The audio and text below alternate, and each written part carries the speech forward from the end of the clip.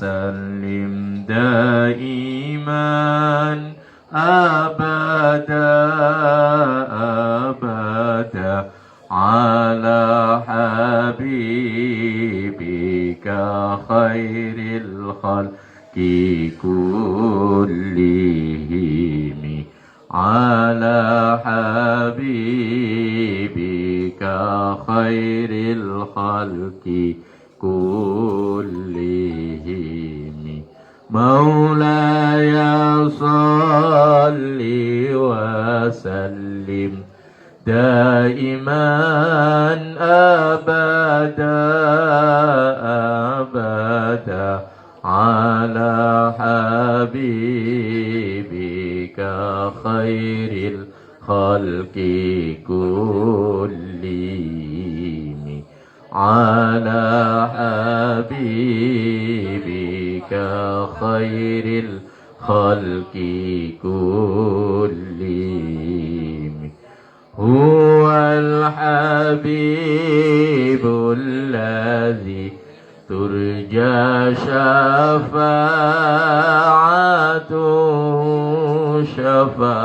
شفاعته لكل هول من الأهوال مقتحم لكل هول من الأهوال مقتحم فيا ربي علمني علوما لدنيا فيا ربي ألهمني أسرارا ربانية فيا ربي ألهمني أسرارا ربانية فيا ربي ذا ضعفي وفقري وذلتي وإني لأبالي إذا كنت راضيا وإني لأبالي إذا كنت راضيا. Assalamualaikum warahmatullahi wabarakatuh. Waalaikumsalam warahmatullahi wabarakatuh. Alhamdulillahilladzi faddala bani adama bil ilmi wat tuqah. Asyhadu an la ilaha illallah sahibur ridha wa asyhadu anna Muhammadan abduhu wa rasuluhu al-mab'usi ila sairil a'ajimi wal a'arib. Asyhadu an la ilaha illallah wahdahu la syarika lah wa asyhadu anna Muhammadan abduhu wa rasuluh. Allahumma salli wa sallim wa barik wa azim wa karim wa majid ala sayyidina habibina wa syafi'ina wa qurrati ayunina Muhammadin sallallahu alaihi wasallama wa ala alihi wa ashabihi wa man tabi'a hidayatahu ila yaumil qiyamah. Amma ba'd. Alhamdulillah, puji syukur kita haturkan kehadirat Allah Subhanahu wa ta'ala yang telah karuniakan kepada kita kesempatan, kemampuan ya, untuk taat kepadanya, sekaligus kemampuan, kesempatan untuk bisa meninggalkan maksiat atau kuat untuk tidak menjalankan larangan-larangannya. Karena sejatinya memang la haula wala quwata illa billah.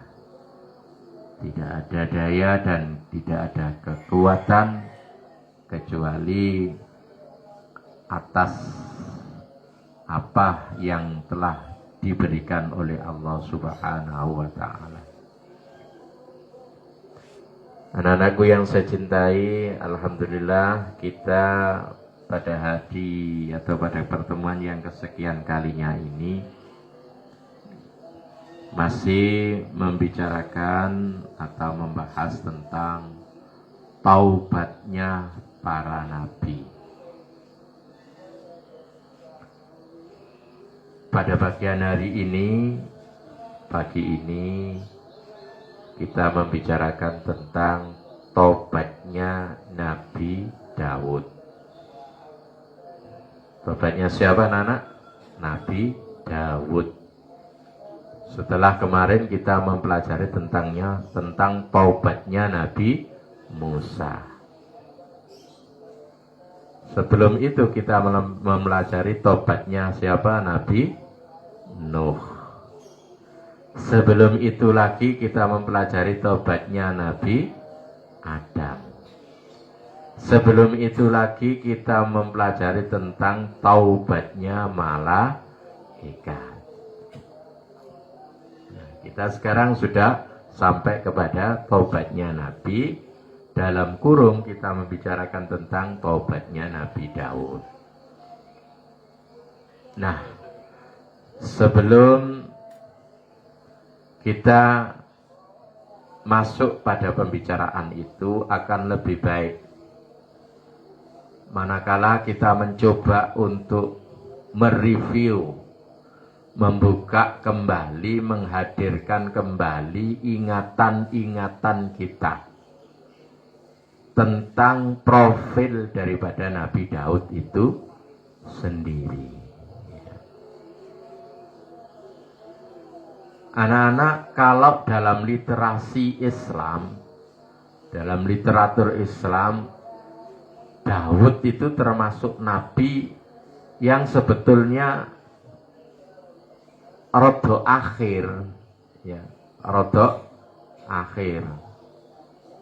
Tapi untuk pembicaraan pertobatannya ini, ya tidak akhir-akhir amat, sebab baru berapa? Baru Adam, kemudian Nuh, Musa, langsung Daud. Untuk perbincangan atau pembahasan dalam kitab ini. Tetapi secara urutan-urutan terutusnya itu jauh. Ya. Sebab kemarin kita bisa tahu atau mendapatkan kejelasan Nabi Nuh itu aja kurun waktunya dengan Nabi Adam itu sudah berapa? Berapa kemarin? 3.000 tahun. 3.000 tahun itu ya akhirnya zamannya Nabi Musa dengan kita ini baru 2022, bayangno ya.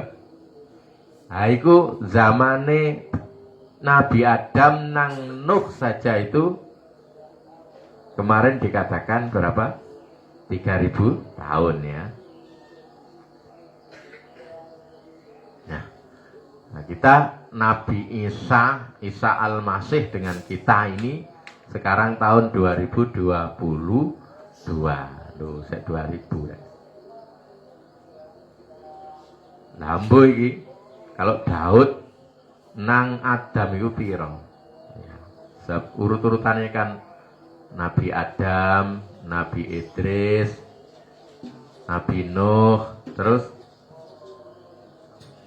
setelah Nabi Nuh Soleh, terus Ibrahim. Ya kalau gampangnya ya kita ikuti apa yang sudah diajarkan kepada kita melalui syair itu. Adamun Idrisun Nuhun Huduma Saleh wa Ibrahimu kullu mu'taba Lutun wa Ismailu Ishaqun kada Yaqubu Yusufu wa Ayyubu tala Su'aibu Haruna wa Musa wal Yasa Dzulkifli Dawuda Sulaimanut taba. Tuh, sakmono atoe. Mari Dzulkifli baru Daud. Ya, jadi sudah mutaakhir ini sudah. Ya. Baik. Kalau kita mempelajari literatur agama-agama samawi, maka ada yang spesial ya di Nabi Daud ini ya. Kita menyebutnya Nabi Daud atau Nabi Daud. Dalam bahasa Arab memang dikenal dua pengucapan itu. Kalau dalam syair tadi Dzulkifli Dawuda pakai wawu Daud ya. Tapi ada juga yang mengatakan Daud. Itu dalam literasi Islam. Nah, pada literasi agama yang lain, Daud ini punya nama lain yang sejenis. Orang-orang barat menyebut Daud atau Daud ini dengan David ya.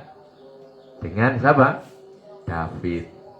Sebagaimana Yusuf dalam bahasa Arab, Nabi Yusuf yang kita kenal ini, kalau orang-orang Eropa sana di agama mereka, di agama Kristen itu namanya menjadi Yosef ya. Iya toh? Yusuf menjadi Yosef. Jadi sekalian jangan kaget ya. Kalian harus tahu perbedaan-perbedaan sehingga apa? Le ono wong maca Injil itu bolak-balik ngomong Yosef balik kamu itu tahu ya. Biar kamu tahu, itu yang dimaksud ya Yusuf dalam kepercayaan dan keimanan kita. Sekalipun dia di Injil mereka menyebutnya dengan Yosef. Demikian juga mereka ketika menyebut nama Maryam, ya, nama Maryam yang kita kenal dalam literatur bahasa Arab atau dalam Al-Quran. Mereka menyebutnya dengan siapa? Maria. Maryam tadi Maria. Yusuf tadi Yosef. Daud tadi David. Nah, itu ya. Seperti juga Ibrahim yang kita kenal dalam literatur atau literasi bahasa Arab atau dalam Al-Quran. Kalau dalam kitab mereka, Injil maupun Zabur, Taurat, maka dia menyebutnya dengan apa? Abraham. Ya, Ibrahim tadi Abraham. Itu bahasa Ibrani ya. Nah, oke, jadi kalau tadi Daud, ya kita mengenal dalam Islam Daud atau Daud. Kalau dalam bahasa Inggrisnya, bahasa Eropanya asalnya menjadi David. Anak-anakku yang saya cintai, Daud ini, Nabi Daud yang kita kenal ini agamanya apa? Kalau begitu, ya, agamanya apa? Dia ini mengalami 3 generasi ya. Dia ini hidup di masa dan dakwah di masa Islam, agamanya Islam, tapi di Kristen juga dia menjadi tokoh, bahkan di Israel, Bani Israel, dalam sejarahnya Bani Israel itu Nabi Daud ini malah tercatat menjadi raja ya. Nabi Daud ini malah tercatat menjadi raja. Tidak hanya sebagai nabi, tapi dia juga menjadi penguasa, dan bahkan penguasa yang sangat-sangat baik, yang sangat dikagumi sampai sekarang oleh orang-orang Bani Israel. Maka berarti Nabi Daud ini juga keturunan Bani Israel. Ya, gitu ya. Dan itu juga yang menyebabkan kenapa kemudian Nabi Muhammad pada akhirnya pada akhirnya sulit diterima oleh orang-orang Bani Israel, karena diakui Nabi kabeh ku ya teko Bani Israel, di endi ana nabi teko Mekah iku. Ya, kan gitu. Maka ndak mau dia merasa lebih gak ono ceritane turunane Nabi wong kabeh-kabeh ku teko Bani Israel, kok iku teko Mekah. Padahal kalau dirunut sejarahnya, ya Nabi Muhammad yang di Mekah pun itu ya keturunan Bani Israel. Kenapa? Karena silsilahnya kan kepada Nabi Ismail. Nah, Ismail itu kan ya Bani Israel, wong anake sapa? Ismail anake sapa? Nabi Ibrahim. Nah, hanya memang dari jalur istri kedua, atau yang disebut dengan selir dalam literasi yang kita kenal di Jawa ini ya. Jadi ono permaisuri, ono selir. Istri yang asli, istrine Nabi Ibrahim itu siapa? Ya. Kalau Ismail itu lahir dari siapa? Hajar. Istri asli ini ya Dewi Saro, ya. Dewi Saro. Nah, Dewi Saro ini apa? Suwe ya gak duwe anak. Akhirnya terus beliau memilihkan pembantunya. Jadi Hajar itu pembantunya Sarah. Ya. Pembantunya siapa? Sarah. Ya wis, nek anjene sampean pengen anak, ya wis si kiai tak pilihno. Sarah iki sampean nikahi gak apa-apa, babah aku diwayo, pokok aku sing milih, pokok Saroi kiai. Maka jangan heran ya, kita punya artis namanya Yuni Saro.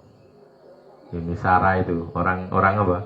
Kristen ya, itu jenenge bojone Nabi Ibrahim itu Saro. Ya tentunya ya mesti gak dipilihne sing apik rek ya. Tentunya tidak dipilihkan sing apik. Wis di kalangan orang rendahan pembantu ya wis kira-kira ya ora ayu kaya Saro ngono, lak cemburu ta Saro. Ya, ngono ayo sek cemburu. Mangkakno terus apa? Begitu lahir ada Ismail dipondokno nang Mekah Palestina iku ya ada rek. Mondok ditinggal di kono ya. Nek dicampur ya kira-kira bengkerengan niku. Ya, gitu ya. Tapi Nabi Ibrahim karena dia ya ingin duwe keturunan wis dipilihno sapa-sapa gelem ae. Toh ternyata salihah. Yang ingin kita catat di sini, ya, ini rodok keluar, tapi kita mengambil pelajaran. Yang ingin kita catat di sini adalah bahwa ya perempuan ini ternyata punya hal-hal yang rentan, yang itu mempengaruhi masa depan. Saya ulang, utamanya kalian yang perempuan, kalian punya kondisi yang rentan untuk lahirnya sebuah problem. Yang itu sedari dini harus Anda pikirkan, harus Anda catat. Ya, bahwa salah satunya kalian punya tugas untuk regenerasi, untuk bisa membuat keturunan. Perempuan dicipta oleh Allah, salah satunya punya tugas untuk regenerasi, untuk membuat kelangsungan sejarah. Jika itu tidak bisa diambil perempuan, maka posisi perempuan menjadi sangat rentan. Ya, wis satu contoh ini, wong di Nabi ono, Nabi Ibrahim kawin sampai Saro. Suwe gak duwe anak-anak, toh padahal akhirnya juga punya anak ya. Ya. Boleh ono cerita Nabi Ibrahim kawin maneh gara-gara gak duwe anak. Nah, artinya saya ceritakan ini, kalian juga harus memperhatikan ini, bahwa kalian punya tugas itu. Secinta apapun suamimu, secinta apapun doimu kepada kamu, manakala kamu punya keterbatasan, terus gak iso duwe anak, yo siap-siap di madu, siap-siap di wayo. Mergo apa? Kabeh wong rumah tangga itu ya kepingin anak, ya, karena memang itu sudah nalurnia dan kudrati. Wong rumah tangga itu salah satu tujuannya adalah litolabin nasli wal aulad, untuk mencari dan untuk mendapatkan keturunan dan mendapatkan anak-anak. Jadi wong rabi rame. Ya, sebab apa? Lek gak ngono terus lapo nyambut gawe swara iku. Njegur sawah esuk bengi iku nek gak duwe anak ditinggalno sapa? Nah, kan gitu ya. Nah, karena punya tugas ini, maka saya pesen kepada kalian, utamanya dan khususnya yang sekarang masih muda-muda ini, dijogo alat reproduksi sampeyan, ojo sampai punya gangguan. Apa alat reproduksi itu? Ya sesuatu yang mulai dari reproduksi luar, mulai dari vagina sampai terus nang rahim, itu butuh kondisi, butuh suasana yang kondusif. Perawan panganane asih, lek gak pedes gak gelem, sing seblak sebluk. Itu coba literatur bukaan ngono ku nggarai opo terhadap alat reproduksi kalian. Ya, makanya kita kenal ya. Dulu apa? Saya masih ingat punya tetangga. Gawene ndeplok merica. Waduh, jamune merica. Ternyata apa akhir-akhirnya saya tahu, ben kandungane atau rahimnya kering, ben gak iso dadi anak. Memang wong nakal. Tuh. Nah, makanya kalian apa? Harus ngerti. Saiki ku ditata sing apik, nek nuruti seneng-seneng mangan pedes, wes mari ngono, kok ombeni wis ilang. Apa iso seneng terus salah gak? Dukur, jangan terlalu. Siji ya kon wis mencret, ya kok lakoni ya loro kabeh mencret. Nomor loro wetengmu senep ora mari-mari, tapi ya salahmu dhewe. Mek ngono tok gak masalah, lek sampai kandunganmu bermasalah terus tidak bisa pada akhirnya untuk menjadi tempat yang subur sebagai reproduksi bayek, ya siap-siap diwayo. Sopo rabi kan dia anak gelem, ya yang gelem ya hanya Roma Irama dalam ragu. dalam lagu tapi wong nyatane di luar lagu yo anake akeh, bahkan bolak-balik dene rabi.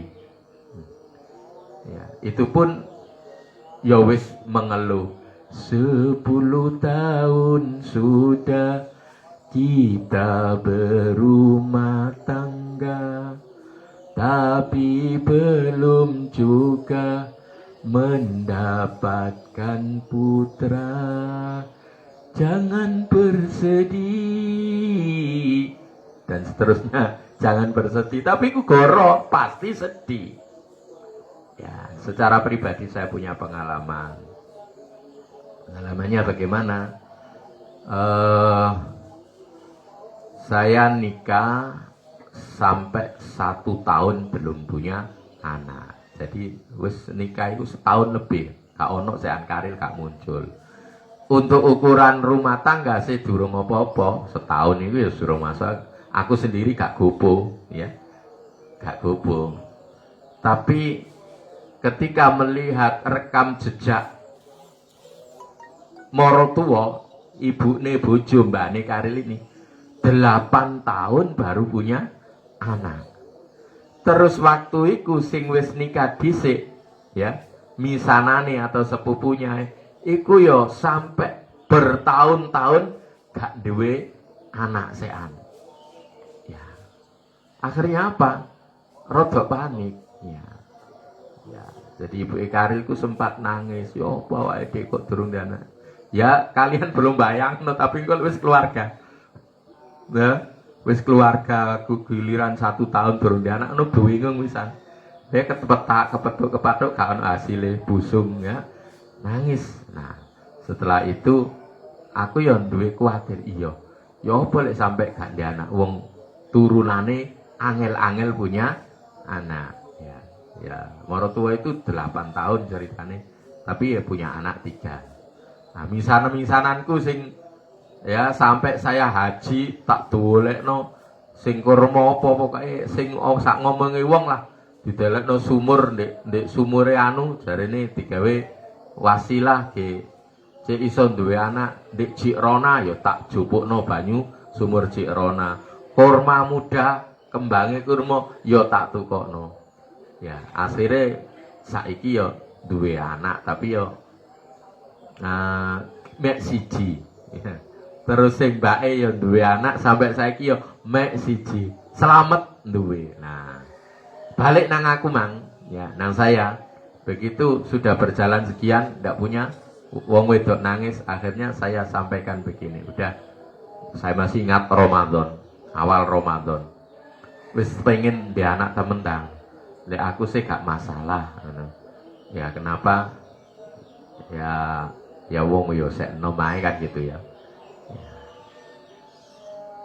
Ternyata kesepakatan ya wis lek ngono aku tak riyadho.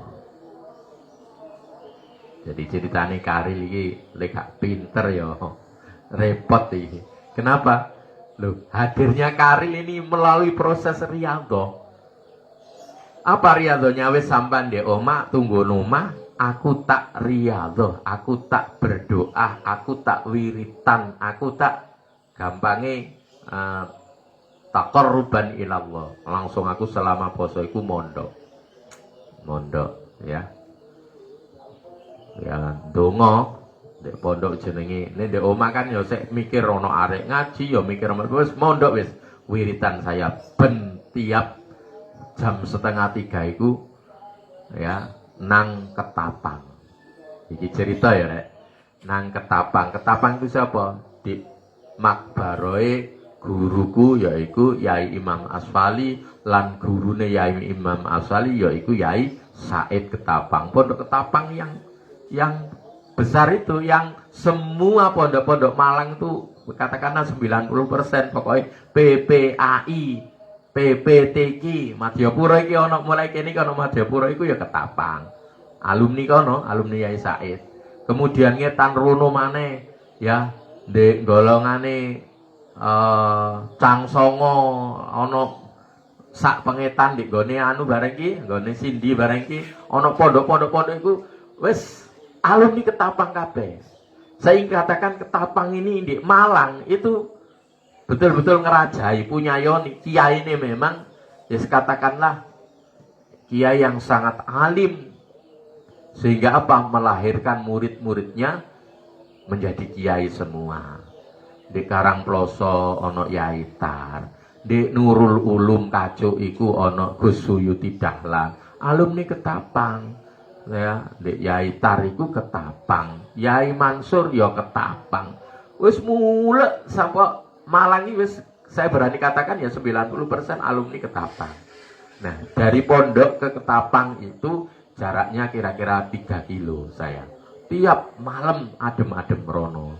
Ya, mojok Yasin, berdoalah munajat di sana. Mudah-mudahan dikaruniai anak. Orang mek iku tok. Kemudian nang Gunung Kawi. Gunung Kawi itu ada desa jenenge Maguan.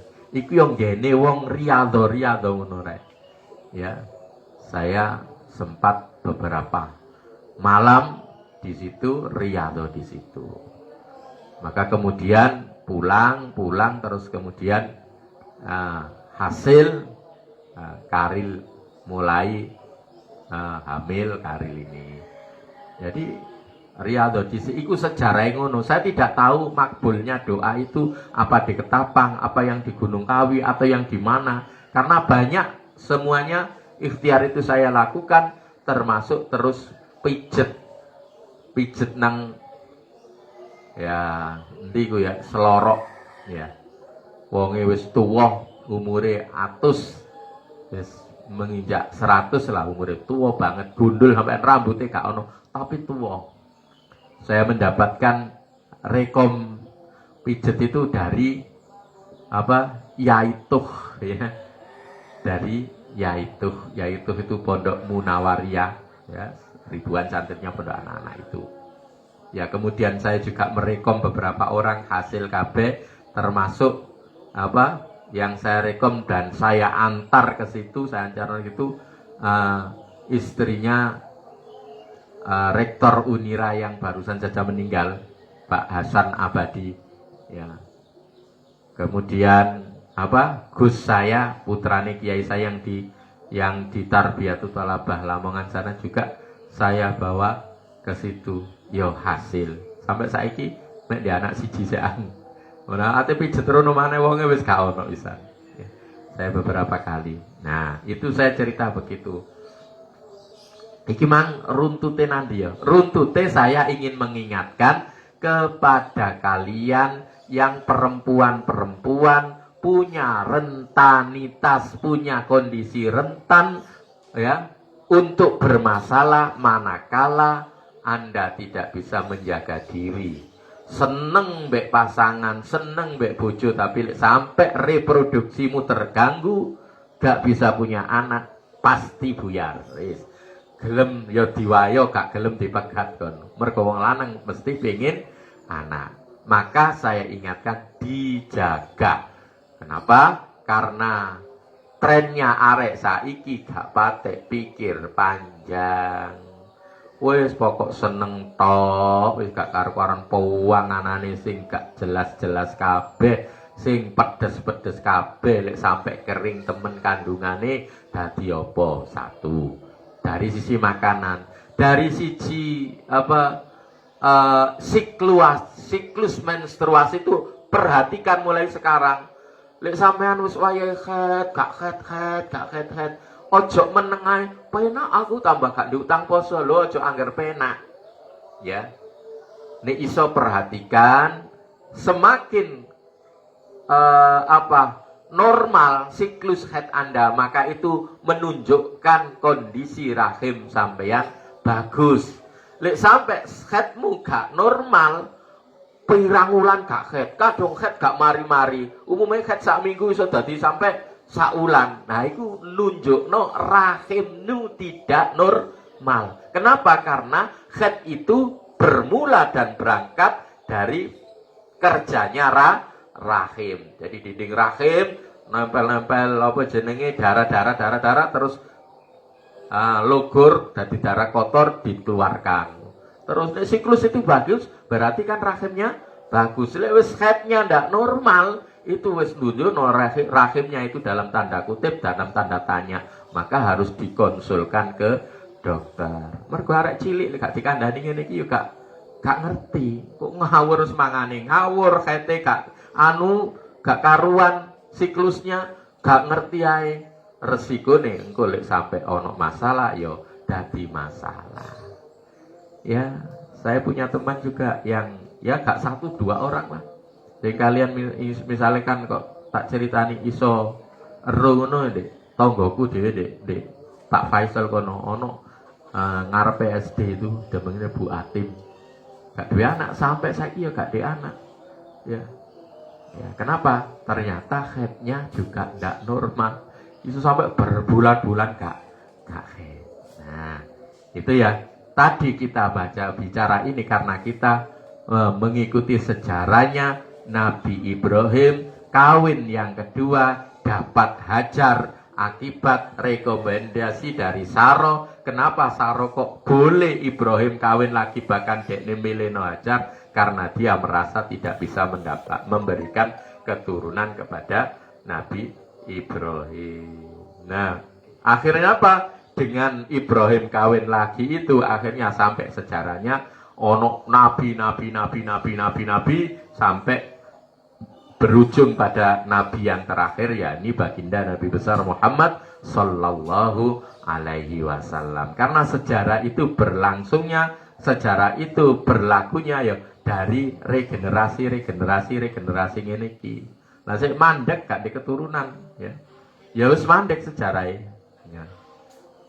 Saya sedikit tahu ya di kampung kita ini banyak ya orang-orang nggak punya keturunan ya akhirnya mandek. Orang anak kawan kan harus mandek. Dunia ini kalau iso mandek dipek ponakane, dipek apa nih kan. Wis tek. Iku syukur lek ponakane gelem ndongakno, lek ponakane gak gelem ndongakno. Ya repot, entek lah. Nah, makanya kita berusaha ya agar kita mulai sekarang ikhtiar hati-hati khusus sing wedok nek lanang ngono guwagae ya masih gak ngetarani padahal mandul iku ya iso teko sing lanang barang tapi gak tertuduh lanang iku ya gak tertuduh ya. Jadi itu pesan saya ya. Oke, jadi Nabi siapa yang kita bicarakan sekarang ini? Nabi Daud. Nabi Daud itu diakoni sebagai nabi wong Islam, ya nabi wong Yahudi, ya Bani Israel wong yang Yahudi, bahkan menjadi raja ya nabi wong Nasrani.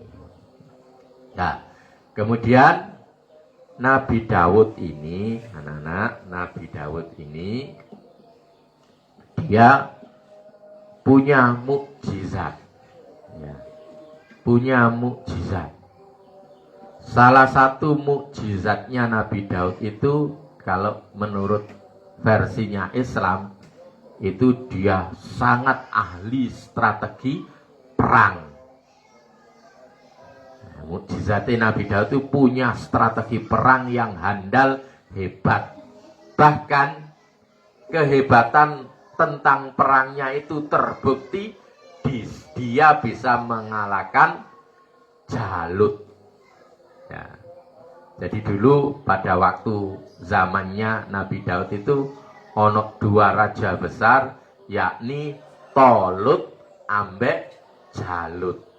Udah ini super ya, kekuatan armada kavalerinya atau pangkatan perangnya dahsyat. Ibaratnya saiki ku podo ambek Rusia karo Amerika karo Cina medeni donya.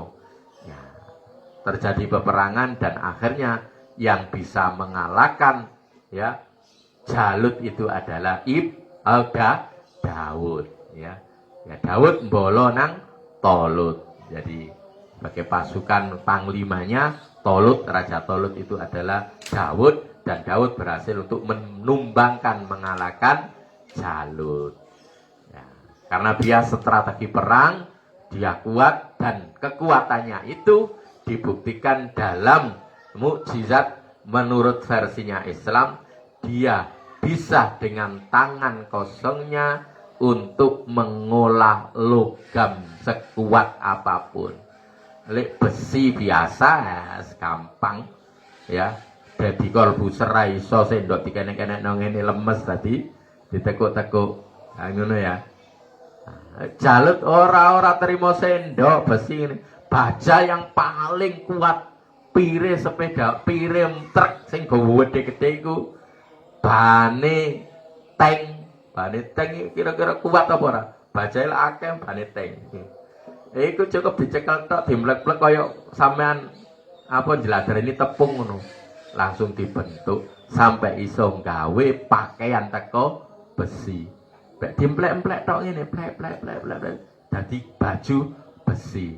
Ya ditembak teko apa durung ana tembak. Dipanah ya ora apa-apa, ditumbak ya ora apa-apa wong besi ya mek tang ting ngono tok. Lah itu kemenangane Daud iku ngono dek iso gawe baju besi. Itu diantara mukjizatnya. Jadi punya strategi keahlian perang, bisa membuat alat-alat peperangan. Ya opo lah sampean gawe paku ya karek dicekel dipelurut seret luwincing glintir-glintir nah sampean sing glintir ngene mo ya sampean sampai 3 tahun ya pancet mesine ya gak iso lincip ya. Nek Daud gak langsung seret dadi. Ya, jadi begitu. Terus apalagi mukjizatnya versi Islam ya. Versi Islam mukjizatnya lagi adalah dia punya suara terindah. Suara terindah. Jadi sak donya iki kalau mutaakhir yang saya bisa tahu ya, yang ada masuk keajaiban nih, itu suara indah itu punyai wong Mesir. Kari-kari gitu loh, punyai wong Mesir yang disebut dengan Kulsum. Nanti kalian kalau kebetulan pulang atau apa penasaran, delek ono browsingan suarane Kulsum itu. Umi Kulsum itu orang Mesir, itu wedok yang ajaib ya, punya suara sangat indah. Ya, dia Mughanniyah atau penyanyi dari Mesir. Ya, browsingan terus delokan. Itu ngono. Nah, itu yo gak ono apa-apane mbek Daud, karena itu wong biasa gak mukjizat. Daud ini sudah mukjizat. Suarane begitu indah sehingga ada dalam ilmu Jawa iki rek. Ono ilmu Jawa iku ono donga digawe pengasihan. Apa pengasihan itu? Mahabbah dalam kita itu apa? Kalimatnya itu diantaranya wajahku nurku nur Muhammad, wajahku wajah Yusuf, suaraku suara Daud. Ya simbol lengkapnya apa aku dukun ya gak ngerti, cuman ono ajaran ngono ku maru dilafalno, maru nanti kon ketok ganteng pisan. Wong ayu-ayu cantol mbek awak umur apa ndelok Irham masih lembung ini. Suarane nek koyo Nabi Daud ya apa? Irham wis duwe wisan diwarisi Nabi Daud suara penak. Karek wajahe kon kare Yusuf kantil lah kabeh kok. Ono ya ilmu Jawa ngono kuwi ya. Jadi apa? Karena memang Nabi Daud itu punya suara yang sangat merdu dan itu bagian dari mukjizat. Kelebihan yang diberikan Allah sebagaimana kelebihan yang diberikan kepada Nabi Yusuf. Apa terkenali Nabi Yusuf? Nabi Yusuf itu adalah sangat-sangat tampan. Dibuktikan dalam Al-Quran, dalam sejarah ketampanan Nabi Yusuf itu sehingga membuat orang-orang bangsawan sak Mesir tangane di iris-iris dewe ambek peso. Kenapa? Gak kerasa. Kenapa? Karena saking delok ketampanannya Nabi Yusuf. Jadi Zulaikha kan dirasani ya, dirasani wong sak Mesir. Anjene berangasan, bojone perdana menteri kok gatel ngono. Mosok atase narapidana, kan Nabi Yusuf itu kan asalnya di penjara toh, terus ditokno dadekno pegawene iku. Ya kenapa? Karena dia bisa menebak dan meramalkan mimpine perdana menteri ya. Perdana menterinya mimpi terus dituwakokno nang ali nujume juru badene gak ono sing ngeruh, maka yang bisa menyelesaikan dan terbukti adalah Nabi Yusuf ya. Karena mimpi ono sapi pitu. Nah, iku wis dawa kok ceritane rono. Wis tak singkat ae. Jadi akhirnya Nabi Yusuf yang bisa menyelesaikan dan akhirnya Nabi Yusuf diangkat menjadi pegawai. Saat menjadi pegawai itu istrinya Perdana Menteri itu betul-betul kesensem cinta setengah mati nang Nabi Yusuf sampai terjadi kasus mau dijak apa? Selingkuh. Dijak ngono iku langsung Nabi Yusuf melayu ya. Melayu sing wedok jerit-jerit diwalik. Nah iki kelakuane wong wedok. Diwalik bengok-bengok. Perdana Menteri, tuan. Iki lo Yusuf kurang ajar aku ati diperkosa. Wis kayak mari teko penjara, ya, wis di fitnah lagi. Akhirnya dikongkon delok ambek Al-Qur'ane. Wis preksa niku Yusuf iku sampai dedel kabeh iku. Sing dedel iku klambine ngarep apa klambine mburi. Ya. Fa ing kudamin tuburin nek klambine sing apa suwek iku mburi, berarti Yusuf iku sing ate diperkosa iku mlayu-mlayu sampai dicangkel klambine sampai suwek. Lah nek klambine sing suwek iku ngarep, berarti Yusuf sing ate merkosa ya, sehingga bojonmu ngamuk-ngamuk sampai ndadal-ndadal klambine rusak. Wis dikeki ngono ambek Al-Qur'an iku teorine. Didelok akhirnya, oh ternyata sing suwek mburi. Nah, akhirnya apa? Viral sak negara Mesir.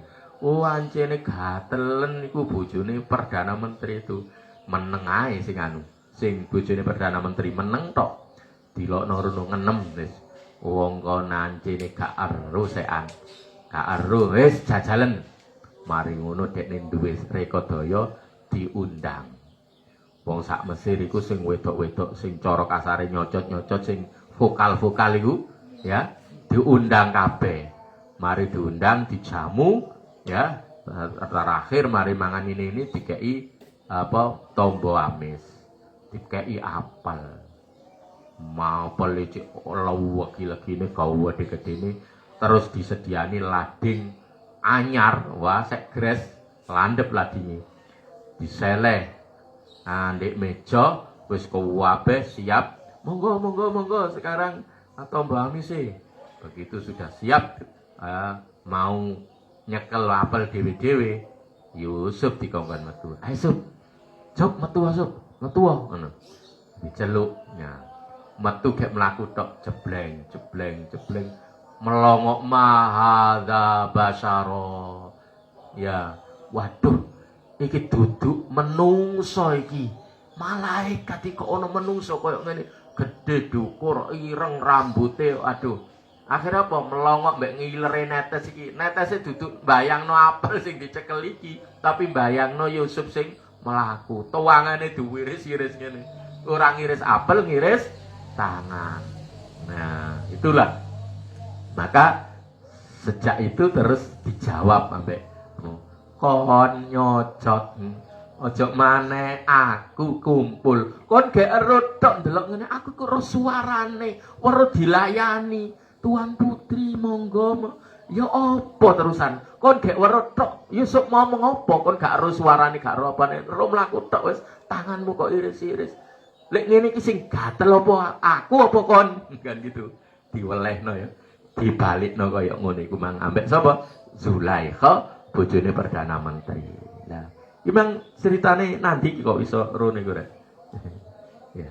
Jadi ya hati-hati ya, secantik apa perempuan lek sampai gak iso menjalani tugas sebagai perempuan yakni menjadi alat reproduksi itu Anda rentan.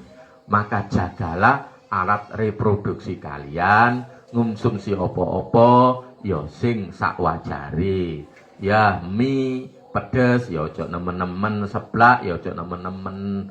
Ya wong enake pedes sakmono tok, resikone ndak imbang dengan apa yang kamu ambil. Karena apa? Pada saatnya nanti kamu membutuhkan rahimmu itu untuk sebuah keberlangsungan kehidupan, sejarah dan juga ya otomatis akan membuat keberlangsungan rumah tanggamu.